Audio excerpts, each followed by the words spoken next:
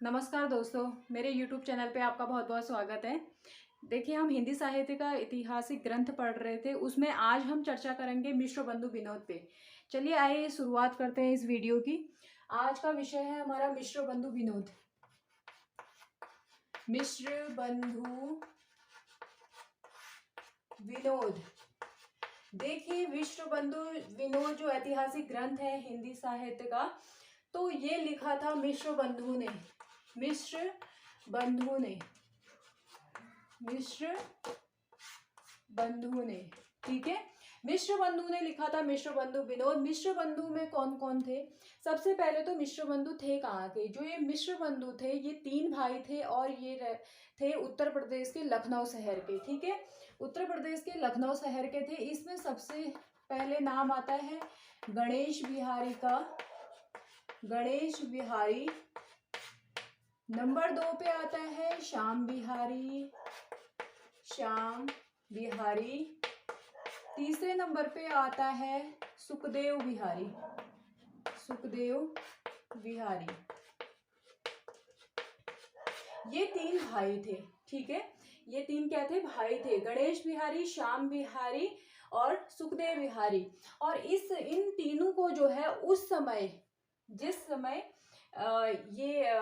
इन्होंने ग्रंथ लिखा था, उस समय की बात है कि इनको कुछ उपाधियां प्राप्त थी, जिसमें से गणेश बिहारी को उपाधि थी पंडित की। इनको पंडित गणेश बिहारी करके जाना जाता था और इनको जाना जाता था श्याम बिहारी को राव राजा श्याम बिहारी करके, और सुखदेव बिहारी को जाता था राय बहादुर सुखदेव बिहारी। ठीक है, ये इनकी क्या थी? उपाधियां थी। 3 के तीनों की उपाधियां थी। गणेश बिहारी की पंडित थी, श्याम बिहारी की राव राजा और सुखदेव बिहारी की राय बहादुर उपाधि थी। अब इनकी बात कर लेते हैं। देखिए, इसके भाग कितने थे? इस ग्रंथ के जो भाग थे वो 4 भागों में प्रकाशित हुआ था। कितने भागों में प्रकाशित हुआ था? 4 भागों में। प्रथम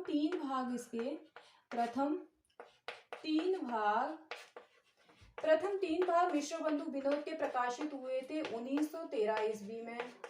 ठीक है, चतुर्थ भाग, जो इसका चतुर्थ भाग था, चतुर्थ भाग ये प्रकाशित होता है 1934 ईस्वी में। ठीक है, अब इसमें एक चीज देखिए दोस्तों, प्रथम 3 भाग प्रकाशित होते हैं 1913 में, जो तीनों भाइयों के द्वारा लिखा जाता है। लेकिन जो इसका चतुर्थ भाग है 1934 में जो प्रकाशित होता है, ये सिर्फ लिखा जाता है गणेश बिहारी के द्वारा। चतुर्थ भाग सिर्फ गणेश बिहारी के द्वारा लिखा जाता है।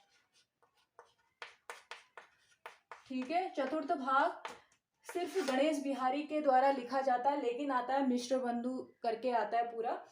और अगर कभी प्रश्न आ जाता है कि 3 भाइयों में से चतुर्थ भाग किस भाई ने लिखा था, किस मिश्र बंधु ने लिखा था, तो उसमें आता है गणेश बिहारी ने। गणेश बिहारी ने चतुर्थ भाग लिखा था इसका। और प्रथम 3 भाग जो 1913 ईस्वी में प्रकाशित हुए थे, वो तीनों ने ही लिखे थे। अब इसकी भाषा क्या थी? देखिए, इस ग्रंथ की भाषा क्या थी? हिंदी, क्योंकि ये लखनऊ शहर के थे और लखनऊ में ज्यादातर क्या हिंदी ही प्रचलित है। तो संयुक्त प्रांत की भाषा भी हिंदी है, तो इनकी भाषा क्या थी? हिंदी थी। और इसमें कवियों की संख्या कितनी थी? कवियों की संख्या, देखिए इसमें कवियों की संख्या डॉक्टर नगेंद्र के अनुसार अगर कभी आ जाता है, नगेंद्र के अनुसार 5000 है और ज्यादातर आपको 5000 मिलेगा। लेकिन कहीं कहीं पर जो है 4591 कवियों का हमको इसमें वर्णन मिलता है। कहीं कहीं पर क्या मिलता है? 4591 कवि इसमें है करके ये हमें मिलता है। और इसमें 2250 क्या थे? पृष्ठ थे। ठीक है, 2250 पृष्ठों का ये क्या था? एक विशाल ग्रंथ था। क्या था? विशाल ग्रंथ था। भाषा क्या थी? हिंदी थी। कवियों की संख्या नगेंद्र के अनुसार 5000 और कवियों की संख्या 4591 थी। ठीक है, ये थी इस ग्रंथ के बारे में जानकारी। इसमें आगे देखते हैं आप।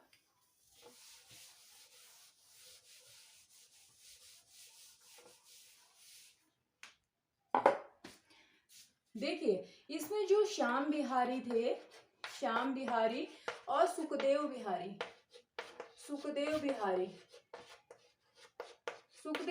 क्या थे? 1908 से लेके 1916 तक जो है नागरी प्रचारिणी सभा काशी में निरीक्षक थे। क्या थे? निरीक्षक। निरीक्षक के रूप में थे कौन? देखिए निरीक्षक कहाँ पे थे? ये थे नागरी प्रचारिणी सभा काशी। नागरी प्रचारिणी सभा काशी ने एक 1900 से लेके 1921 तक एक शोध कार्य चलाया था, जिसमें क्या था, हिंदी में लिखे गए जितने भी हस्तलिखित ग्रंथ हैं उनको खोजना प्रारंभ हुआ था, उनकी खोज शुरू हुई थी। ठीक है, तो उस पर शोध हुआ था। उसमें 1900 से लेके 1908 तक जो निरीक्षक बने थे इधर नागरी प्रचारिणी सभा काशी में, वो श्याम सुंदर दास जी थे।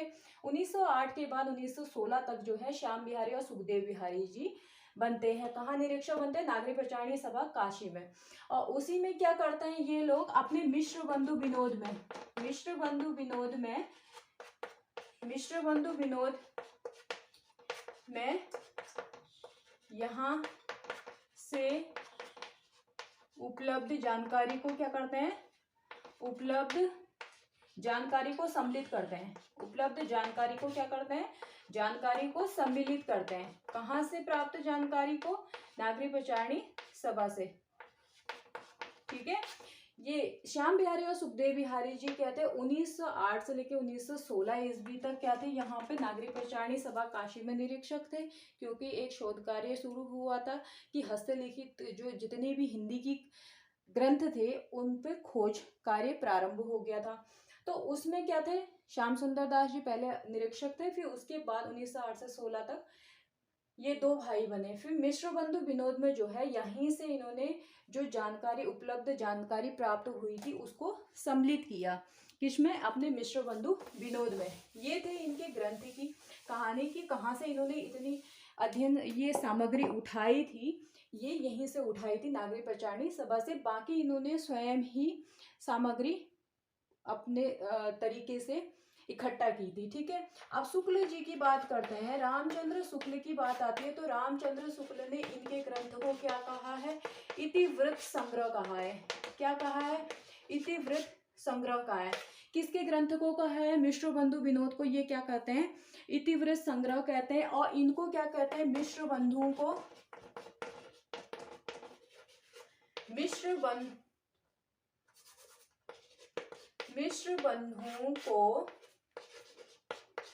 मिश्र बंधुओं को क्या कहते हैं?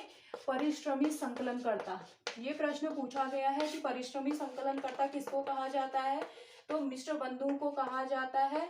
और किसके द्वारा कहा जाता है? तो रामचंद्र शुक्ल जी ने क्या कहा? मिश्र बंधुओं को परिश्रमी संकलनकर्ता बोला है। ठीक है, क्यों बोला है? क्योंकि जो इन्होंने अपना ग्रंथ लिखा है, पहली बार इतने ज्यादा कवियों को लेकर एक ग्रंथ लिखा गया मिश्र बंधु विनोद, इसीलिए इसको इतिवृत्त संग्रह कहा। और इतने ग्रंथ, इतने सारे जानकारियां इकट्ठा की उन्होंने, तो इसलिए उन्होंने शुक्ल जी ने उनको क्या बोला? परिश्रमी संकलनकर्ता बोला। ठीक है, शुक्ल जी ने ग्रंथ को भी बोला है और इनको भी बोला, इनको परिश्रमी संकलनकर्ता बोला, तो इनके ग्रंथ को क्या बोला? इतिवृत्त संग्रह बोला है। ठीक है, और सबसे अधिक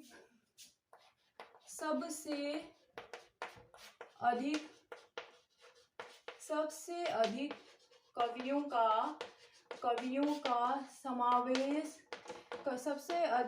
का समावेश करने वाला ये पहला ग्रंथ है। पहला ग्रंथ है। ठीक है, पहला ग्रंथ। इससे पहले आपने देखा होगा इतने ज्यादा कवियों का वर्णन आपको कहीं पर नहीं मिलता है जितना मिश्र बंधु विनोद में मिलता है, सीधे सीधे 5000 कवियों का। और रामचंद्र शुक्ल जी भी स्वयं अपनाते हैं कि इन्होंने कह रखा अपने ग्रंथ में कि मैंने जो अपने ग्रंथ में सामग्री उठाई है, कवियों का परिचय उठाया है, उससे संबंधित जानकारी जितनी प्राप्त की है सब मिश्र बंधु विनोद से की है। ठीक है, और सबसे अधिक कवियों का समावेश करने वाला ये पहला ग्रंथ है।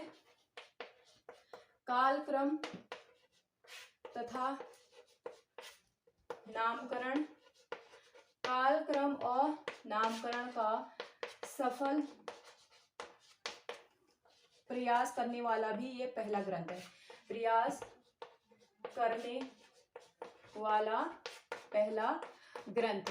देखिए कालक्रम के अनुसार पहला ग्रंथ कौन सा आता है, ग्रियर्सन के अनुसार, क्योंकि कालानुक्रम पद्धति सबसे पहले किसने अपनाई, ग्रियर्सन ने अपनाई।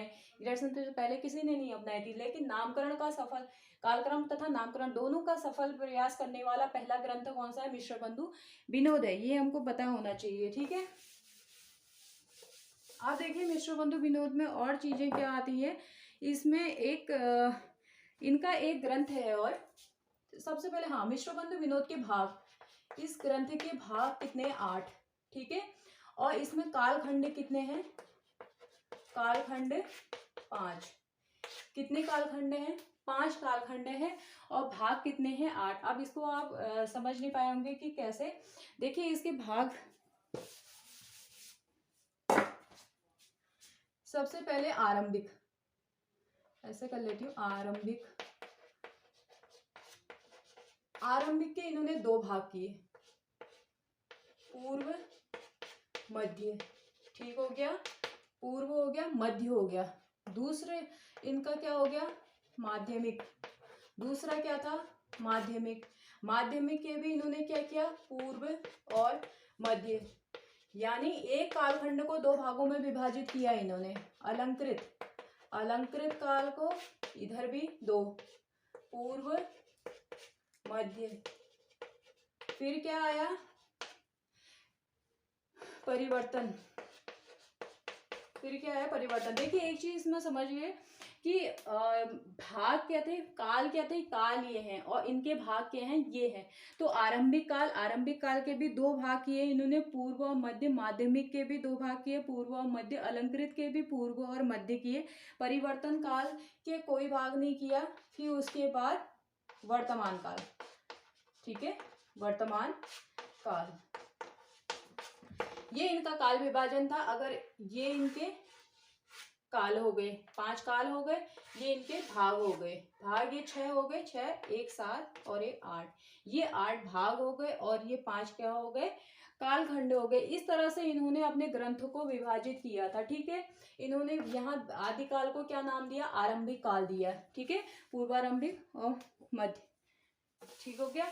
ये इनके क्या थे, इसको ग्रंथ को विभाजित किया था। अब इनकी एक और आती है हिंदी नवरत्न। मिश्र बंधु विनोद के बारे में इतनी जानकारी है और मुझे लगता है कि इससे ज्यादा पूछता भी नहीं है और इससे ज्यादा इसमें जानने के लिए कुछ है भी नहीं। हिंदी नवरत्न इनका दूसरा ग्रंथ है। हिंदी नवरत्न करके इनका दूसरा ग्रंथ है, जिसमें इन्होंने कवियों को 3 भागों में बांटा, 3 श्रेणियों में कवियों को विभाजित किया। इन्होंने कवियों का विभाजन कितनी श्रेणियों में किया, 3 श्रेणियों में। 3 श्रेणियों में कवियों का विभाजन करते हैं। सबसे पहले आता है बृहत्त्रयी, बृहत्त्रयी। फिर मध्यत्रयी, मध्यत्रयी।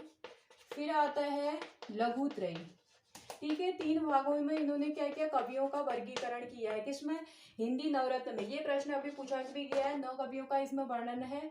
9 कवियों का त्रिपाठी बंधु एक साथ आ जाते हो। बृहत्त्रयी में क्या क्या हो गए, तुलसी हो गए भक्तिकालीन, तुलसी राम भक्ति शाखा के। सूरदास जी हो गए जो कृष्ण भक्ति शाखा के हैं। देव हो गए, ये हो गए रीतिकाल के। मध्य में आते हैं बिहारी, बिहारी। त्रिपाठी बंधु, त्रिपाठी बंधु में कौन कौन से आ जाएंगे, त्रिपाठी बंधु, त्रिपाठी बंधु में आ जाते हैं आपके मतीराम और भूषण, ठीक है, भूषण। फिर आते हैं केशवदास, केशवदास, ठीक है। लघुत्रयी में कौन कौन से आ जाएंगे, कबीर आ जाएंगे निर्गुण धारा के। फिर उसके बाद आ जाएंगे भारतेंदु, आधुनिक काल। फिर चंद बरदाई आ जाएंगे, आदिकाल, चंद बरदाई, ठीक है, चंद बरदाई आ जाएंगे। ये इस तरह से इन्होंने अपने हिंदी नवरत्न में कवियों को विभाजित किया था। प्रथम श्रेणी में रखा था तुलसी सूर देव को, मध्य में रखा था बिहारी, त्रिपाठी बंधु दोनों हो गए, त्रिपाठी बंधु को एक साथ ले रखा है दोनों को, मतीराम और भूषण को, और केशवदास जी। लघुत्रयी में कौन हो गए, कबीरदास जी, भारतेंदु और चंद बरदाई। देखिए देव और बिहारी करके जो विवाद खड़ा हुआ था हिंदी साहित्य में हमारा, वो यहीं से हुआ था, हिंदी नवरत्न से, मिश्र बंधु के द्वारा, ठीक है। इसमें इन्होंने देव को श्रेष्ठ बताया था, बिहारी से ये विवाद यहीं से प्रारंभ हुआ था। इनकी एक रचना और इसका जो प्रकाशन हुआ था 1910 ईस्वी, ठीक है। हिंदी नवरत्न प्रकाशित हुए थे 1910 ईस्वी। और दूसरी इनकी एक चरित है, एक रचना त्रिपाठी बंधु की है, लव कुश चरित। लव कुश चरित एक रचना इनकी कौन सी मानी जाती है? लव कुश चरित मानी जाती है। कभी कभी एग्जाम टाइम में पूछ लिया जाता है। ये था मिश्र बंधु विनोद के बारे में जानकारी जो मैंने आपको दी। फिर मैंने हिंदी नवरत्न के बारे में दी जो 1910 ईस्वी में प्रकाशित होती है। कवियों का विभाजन 3 वर्गों में इन्होंने कवियों को बांटा है। बृहत्त्रयी में इन्होंने तुलसीदास जी, सूरदास जी और देव को रखा। मध्यत्रयी में बिहारी त्रिपाठी बंधु एक साथ हो गए, भूषण मतीराम, फिर केशवदास हो गए। लघुत्रयी में कबीर हो गए, भारतेंदु हो गए, चंद्रवरदाई हो गए, ठीक है। अब जो हिंदी साहित्य में विवाद उत्पन्न होता है कि देव बढ़े कि बिहारी बढ़े, या बिहारी बढ़े कि देव बढ़े, ये जो विवाद उत्पन्न होता है वो यहीं से हिंदी नवरत्न से ही होता है। मिश्र बंधु ने ही वो आग लगाई थी, कौन बड़ा है करके, वो यही था हिंदी नवरत्न, ठीक है। यहीं से ये विवाद उत्पन्न होता है। आपने हिंदी में देखा होगा, आलोचनात्मक ग्रंथ है देव और बिहारी, बिहारी और देव करके बहुत लोगों ने इस पे अलग अलग तरीके से अपने रचनाएं की हैं, ठीक है। ये था इस ग्रंथ के बारे में जानकारी जो मैंने आज आपको दी। मिश्र बंधु की जितने भी ग्रंथ थे, 3 ग्रंथ जो मुख्य हैं, 2 उनके बारे में, और तीसरा जो लव कुश चरित है, इसके बारे में कुछ ज़्यादा जानकारी नहीं है, लेकिन यह है कि लव कुश चरित इन्हीं की रचना है, ठीक है। ये थी दोस्तों थोड़ी सी जानकारी मिश्र बंधु के बारे में, उनके ग्रंथों के बारे में। चलिए मिलते हैं अगले वीडियो में। धन्यवाद।